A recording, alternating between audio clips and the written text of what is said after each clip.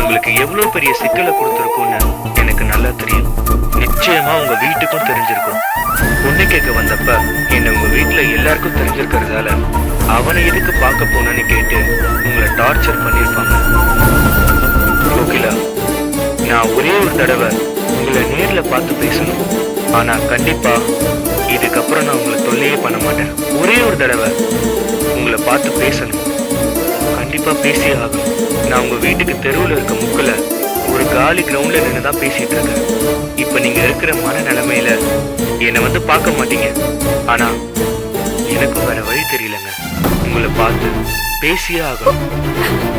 நீங்க வெளியில வரலன்னா இவ்வளோ ஆயிடுச்சு, இனிமே என்ன இருக்குன்னு உங்களை பார்க்க நான் உங்க வீட்டுக்கே வந்துடுவேன். சும்மா விளையாட்டுக்கு சொல்றதெல்லாம் நினைக்காதீங்க.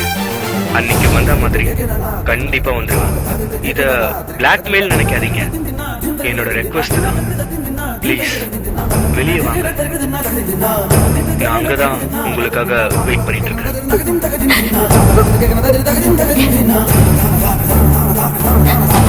அவரு மட்டும் இப்ப நம்ம வீட்டுக்குள்ள வந்துட்டா அது இன்னும் சிக்கல உண்டாக்கிரும். சீக்கிரம் போயிட்டு வந்துடலாம்.